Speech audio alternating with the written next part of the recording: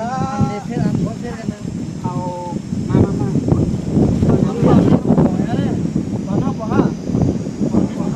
ไปเด้อเออ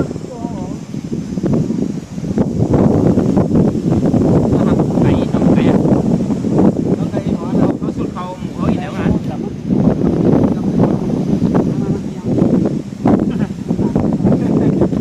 มามา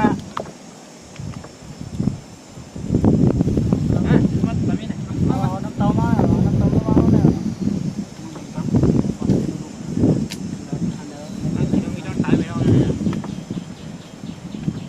อะไรกินน้ำดำลงไปชิ้นได้แต่มันถึงขันดีเลยนะตั้งแล้วก็ตั้งแล้วคิวเลยว่า เขาว่ากินนั่นแหละนี่ครับตั้งเลย ตั้งเลย ตั้งจริงมันเฮียงอ่ะ ไปกันเลยนะ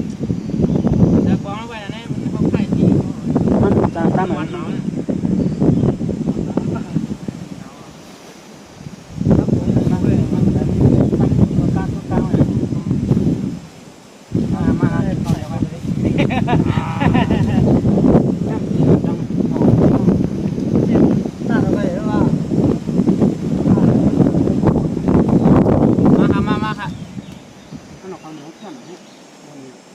กินข้าววันค่ะกินข้าววันค่ะมาค่ะข้าววันตามคำ ไม่ได้ย่างได้ป่าฮะนะไม่ได้ย่างปัง บรรยากาศดีดีนะยอดดียอดโอ้โหเป็นยังไงเนาะมาค่ะกูก็ค่ะมา โอ้มาเจอนะเขาถ้าคำว่าขายก็ต้องแรกมาก็ไปจะสะพานมาเลยไม่ได้มือเลย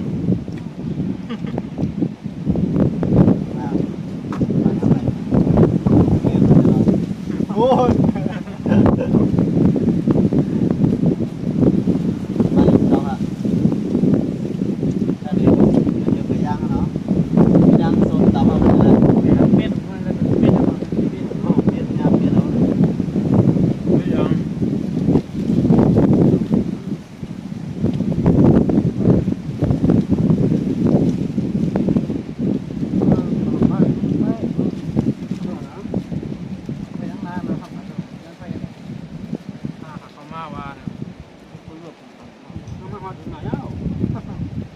มันไปจังไหนนะมาหาหลวงปู่เลยมาไปผมทำอะไรสร้างบ้าน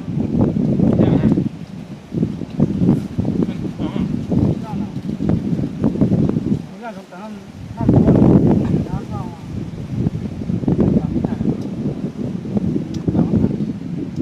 แล้วไปทำอะไรที่มันจะทำอะไร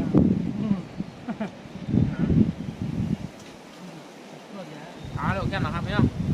เป็ดยางอะไรเนี่ย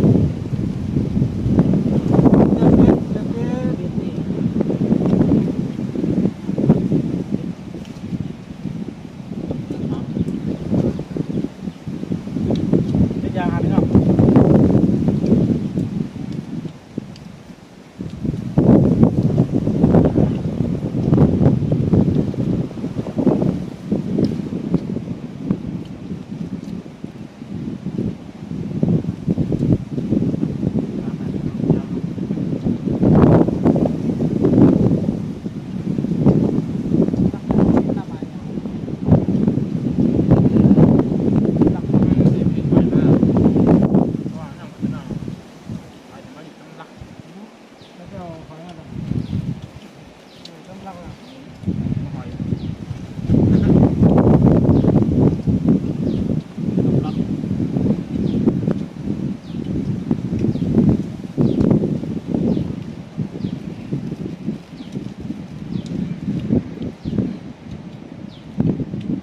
ดังกว่าเนาะ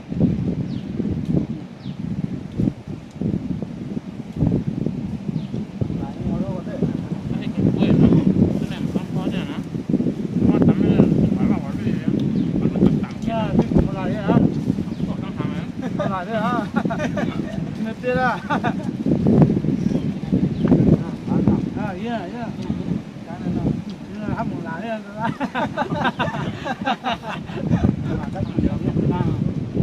ถ้าก็ กับเตี้ยกินเลือกเตี้ยกับแล้วเนี่ย ถ้าเราฟังนะที่ร่างกายมาปืนนะครับ รถเรือเนี่ยมันน่ารถเรือ ปักเป็นที่เนียนครับ ครับไปได้ตัวผู้เรียกว่าอยู่ไหม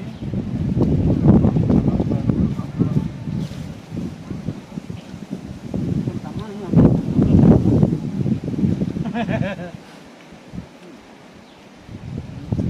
มากับเพื่อนอะมา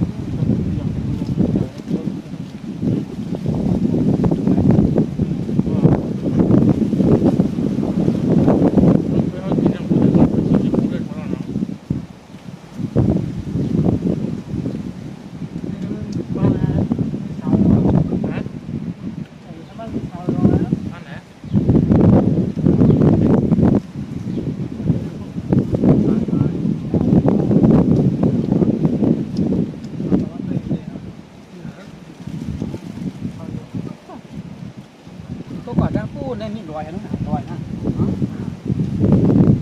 ไปจำกว่าดังอย่างนั้นนะโอทีน่ะว่ะขับหน้าหน่อยนั่งเอาเลยใจดีนะ ทีนี้คนเดียวได้ไหมก็เนาะอะไรมาเนี่ยใครมีคนจะพี่นะลูกก็คิดเรื่องอะไรของเนี่ยของน้องเนาะ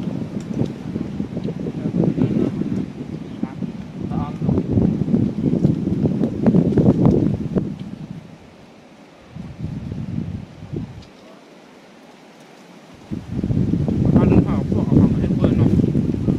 ตั้งนะตั้งตาเลยนะตั้งไว้ให้ด้วยอ่ะ คนมีบอกเฮ็ดวันนั้นที่บอกเฮ็ดที่ห้องวันนั้น